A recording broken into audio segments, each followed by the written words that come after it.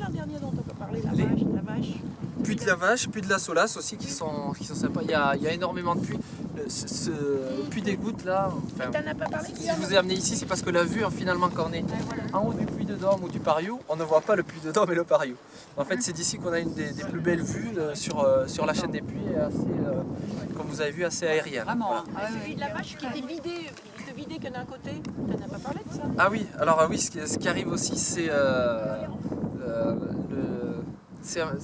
c'est des volcans c'est des volcans de type strombolien, mais il n'y a qu'une partie du cône qui s'est formée.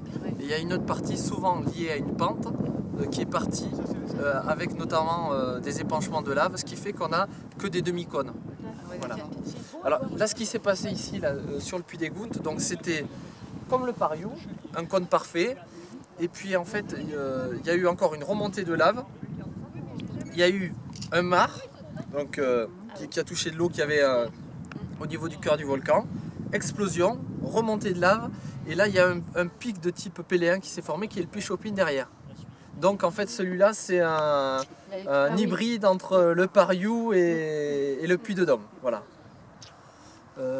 Ça c'est sur voilà. Après donc les deux sites majeurs sur le volcanisme, vous le voyez, c'est le premier en bas là, c'est le puits de l'Amptégie. Donc ça c'est un site touristique, c'est un carrier qui a une quinzaine d'années. Plutôt que faire une carrière, il en a fait un site touristique puisqu'il a mis en évidence un certain nombre de projections qu'on peut voir sur la chaîne des puits, des bombes volcaniques. Alors il y a différentes formes, on appelle bombes en fuseau, ça ressemble à des ballons de rugby quand elles sont projetées loin. Bombes en bouse de vache, quand elles sont très liquides et qu'elles tombent, ça ressemble vraiment à une bouse de vache. Et tout ça, en fait, ce site, il permet de voir en plein air ça. Et puis juste de l'autre côté de la route, c'est là où on était rendez-vous ce matin, là, c'est Vulcania, qui là parle des volcans partout dans le monde et bon, de façon imagée, un peu ludique aussi. Les deux sites se complètent bien. Qu'est-ce que je peux vous dire sur le puits de Com, là en fait, celui-là il a la particularité d'avoir un double cratère. Il y a un premier cône qui s'est formé et un deuxième cône à l'intérieur. Donc il est encore jusqu'à présent interdit d'y monter, voilà, par arrêté municipal. Et si vous regardez bien, est-ce que vous, au niveau de... Est-ce que vous remarquez quelque chose au niveau de ce puits-là?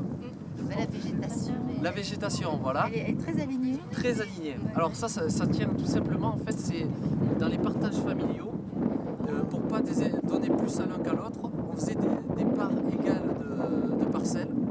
Et comme le bois, en fait, plus il est en altitude, moins il est de bonne qualité, pour donner à tous la même chose, on faisait des bandes comme ça, ce qui fait que ce puits appartient à une centaine de propriétaires qui ont une bande de 2 mètres jusqu'à 200 mètres.